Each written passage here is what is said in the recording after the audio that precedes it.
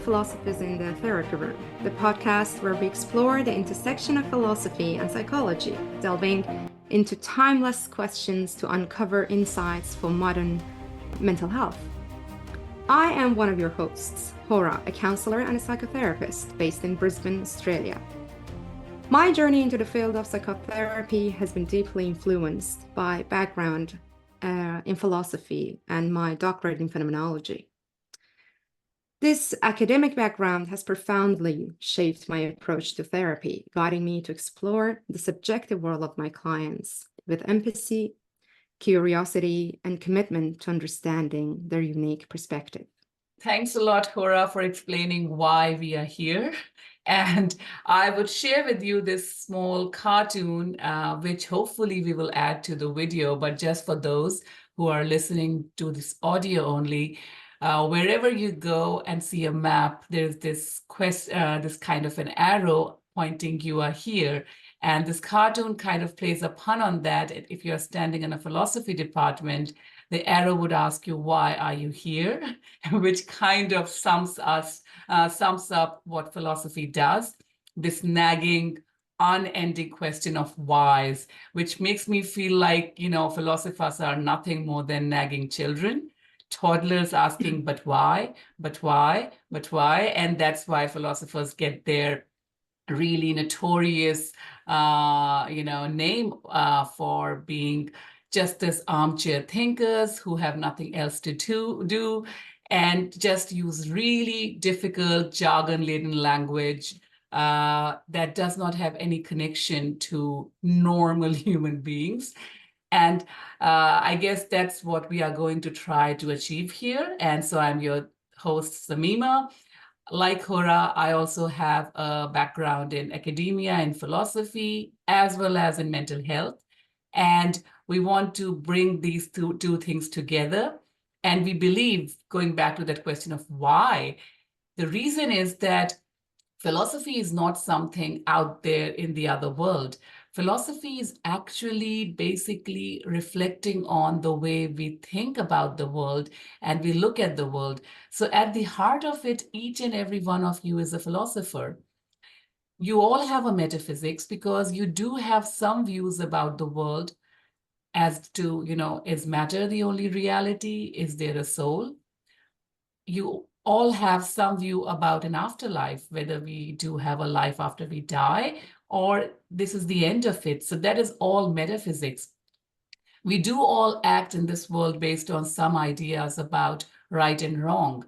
And they are deeply rooted in your metaphysics, how you see the world. If you believe animals are on a lower level compared to humans in a hierarchy, that's your ethics.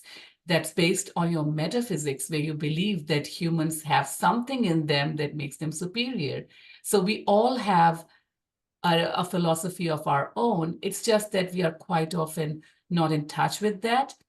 And it has been shown that to a great extent, our issues of mental health, our struggle in managing our emotions and working with people around us has a lot to do with the way we perceive the world, the way we understand the world, and the way we think about things that are around us. Don't you think so, Hora?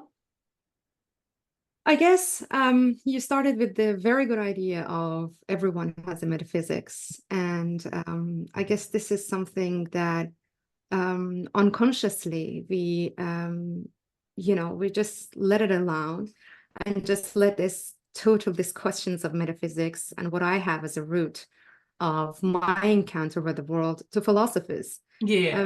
But at the end of the day, anybody that comes to the therapy room, they open up to being a philosopher, at least in the therapy room. Yeah. What do you think? Yeah, definitely. Yeah, that's the idea, that we are all philosophers in our own right. And it's not just your take on the world. It's basically the way you live in the world. Your philosophy is not something fancy that you like to have. It's not something I would like to believe in. It's what you actually believe in, and that somehow prompts and manages how you live with other people. When you feel hurt, when you feel angry, it's because the way you thought that the world should be working, the way you thought that people should be behaving with each other, it's not working like that.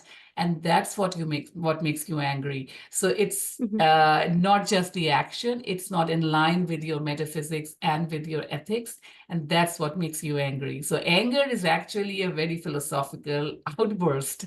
So Yes. it is a chemical reaction, but it has a lot to do with your philosophical understanding of the world. And that's where we believe that bringing all that discussion out and about, bringing it to your view would actually help you in understanding how to move towards better mental health. You want to add something there, Hora?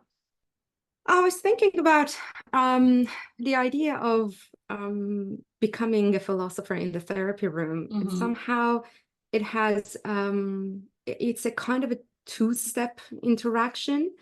The first one maybe is just your therapist, which at least in our case, I mean, we philosophers, we try to explore what is the very underlying metaphysical principles of your very being in the world. And then exploring whatever you are experiencing, your perceptions, your emotional struggles, how they align with this metaphysics.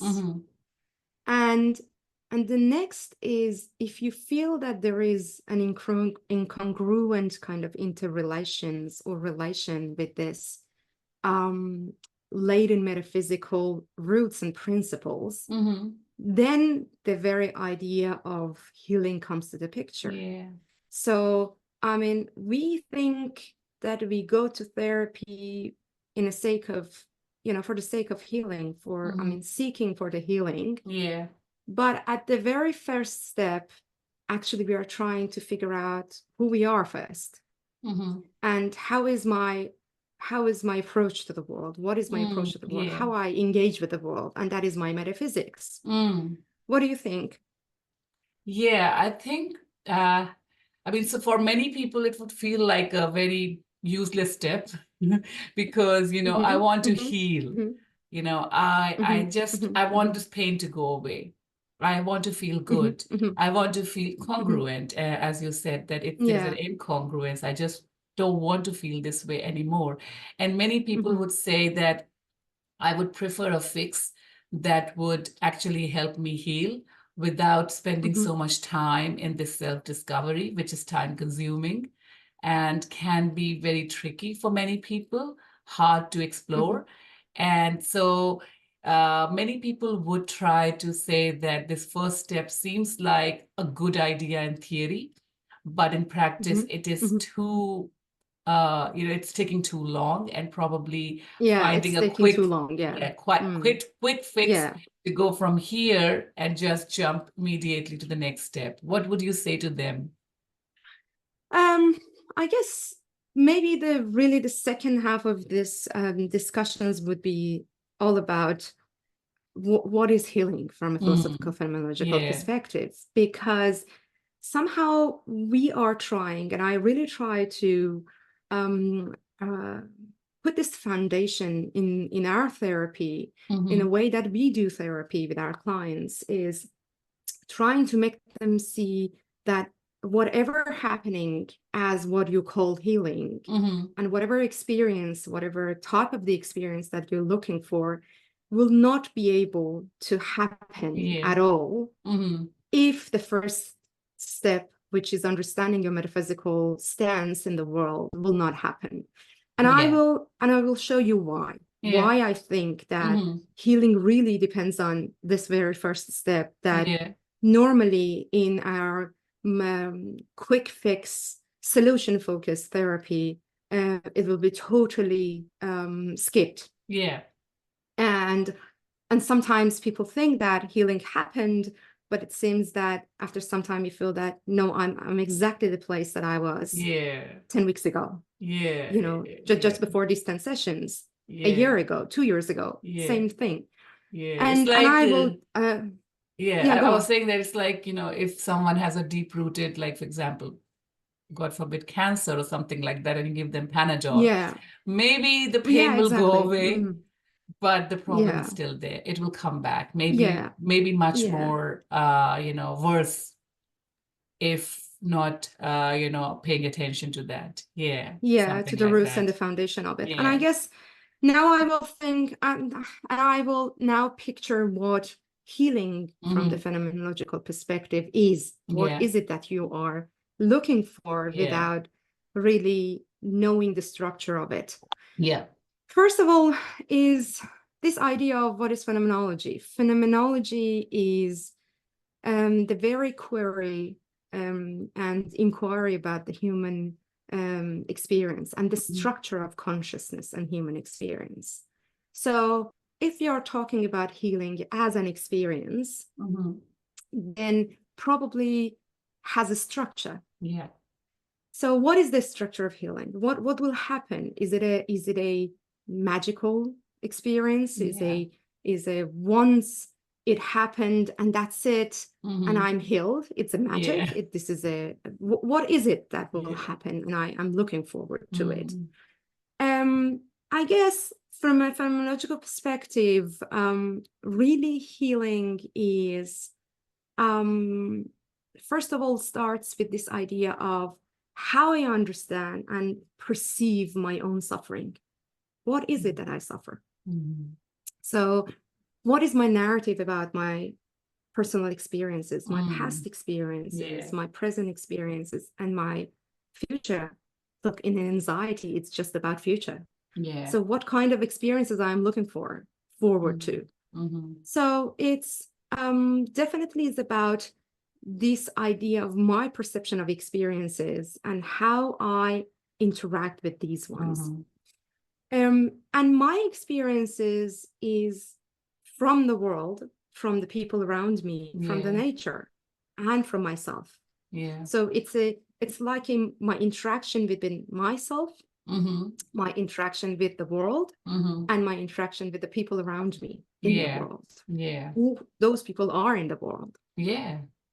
So I would say if I want to understand what is healing, I need to understand what I am suffering from. Yeah. And when I understand what I am suffering from, what is the nature of my suffering, then I correct myself. And healing is this correction. So I would say correction is not happen once. Correction is a process. It's something that it's just you adjust yourself every now and then. It's an ongoing, it's a an becoming ongoing process. And it's a becoming. I mean, the whole thing is a becoming. And this, I guess, in healing, you get a better understanding of what's happening to you and how this shift in perception, I would call it in phenomenological language. So it's a shift in perception of how I perceive the world, how I perceive my place in the world, how I perceive my experiences within the world and my experiences in relation to people. So, and then when I understand that what is the nature of my suffering within these interpersonal experiences, I reorient my experience. I reorient when I reorient myself toward the world and within my relationship, I transform my relationship. And then I will understand how I fit within the world. The whole thing, this project of me being part of this world emerged. And this is what we call healing.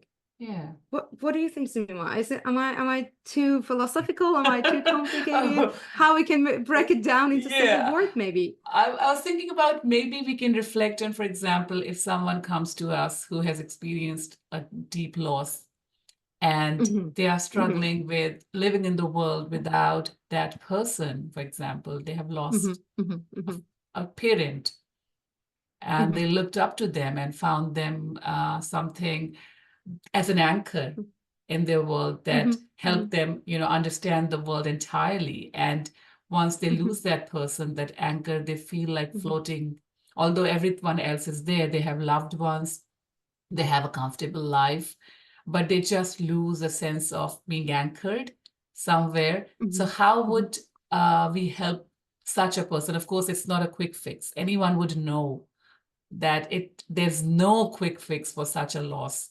But how can we help them in a therapy room with this philosophical counseling in moving towards a more healed person, becoming a healed I guess person? healing in yeah, I guess healing in the case of loss, in the experience of loss, if we really stick to what I explained earlier, if you're talking about reorientation, what is it? If you want to put out and unfold the network of experiences that I have, the network of relationships that we have in our world, when we are losing someone, it seems that one of the knots within the network is totally gone. I mean, there is a loose end. There are some parts of this network that don't have this connectivity anymore. And it really, really challenges the whole meaning structure of our world, because our meaning structure, it's the network that we have created around ourselves with people. And I mean, a lost connection means a lost or a gap in the meaning making process.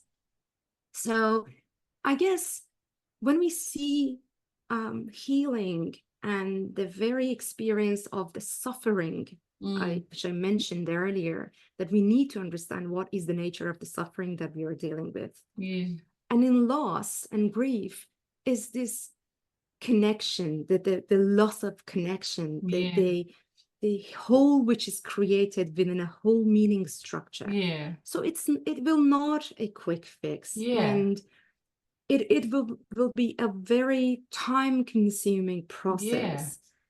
And somehow at the very end of the day, you feel that the place of that hole, the knot which is lost in my network, it's there. So I can see the symptom of losing that knot. And I will not really trying, at least in the therapy room, you're not trying to replace it. Somehow you are trying to fix it in a way that your meaning structure starts to function again. So it's all about the functionality of my relationships in healing. And it's a complicated process. So you would say, like, staying with the metaphor you used here, that that hole, that gap that has been created in the structure of my world by the loss of that person, you know, even like at the end of it, you know, in the process of becoming, when a person is healed, we are not saying that this gap is filled. We are saying that they have learned to make room for that gap. They have learned how to live with that gap existing in their world and making room for it, while also being able to orient towards the rest of the world and make sense of all of these things coexisting together. So the gap will be there.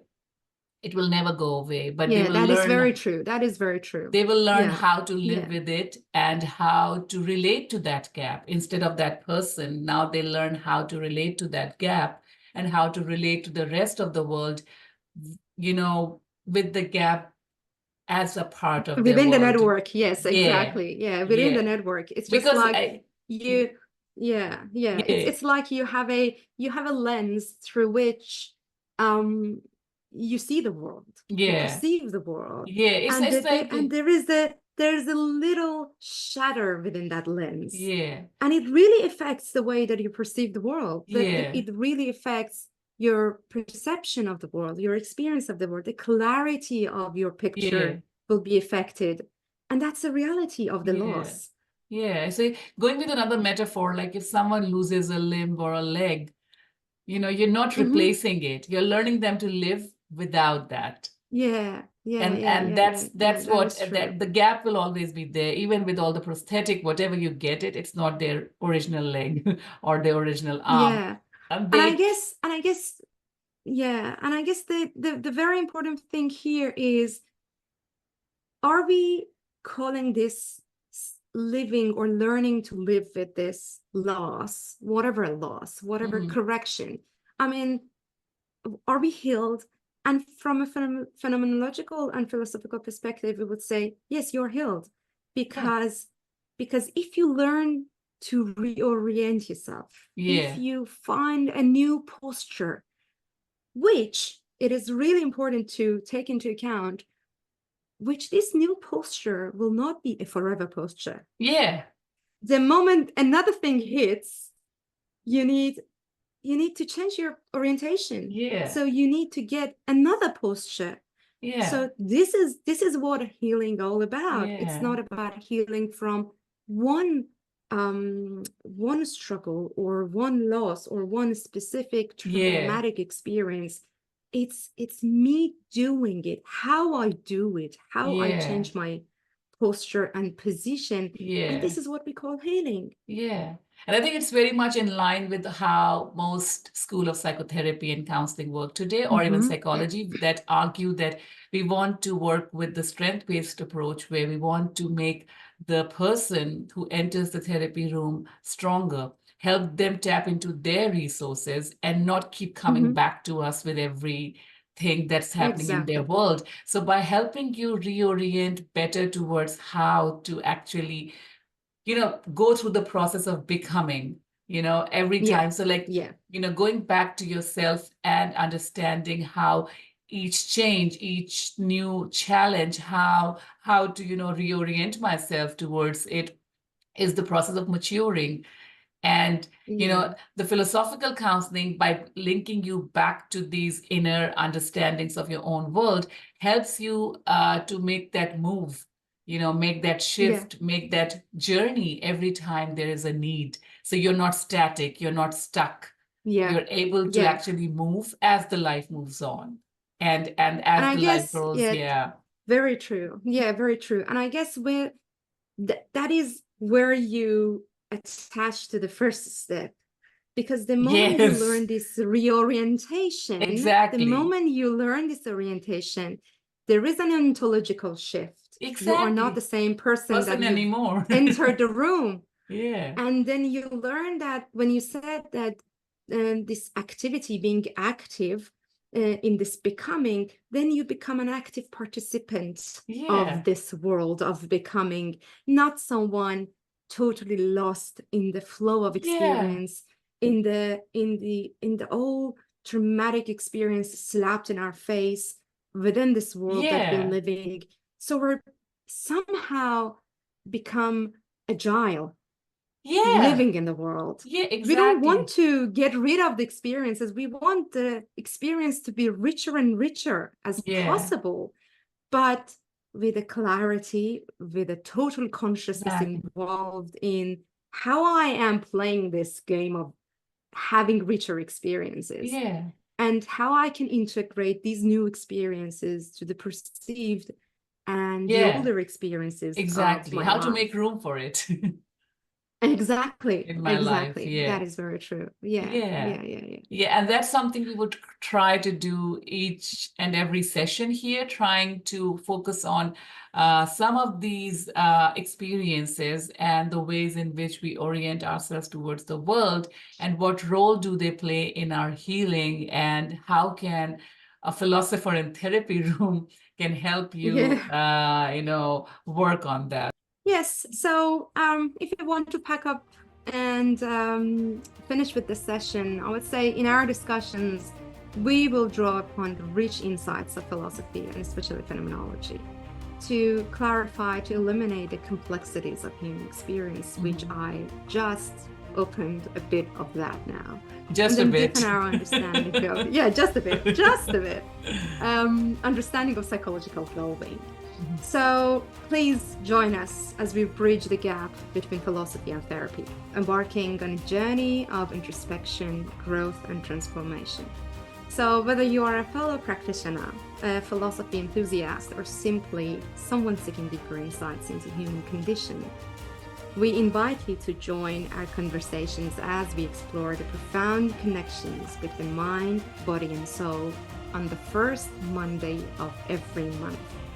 Looking forward to have you in our sessions, and thank you for joining us. Goodbye for now. Bye.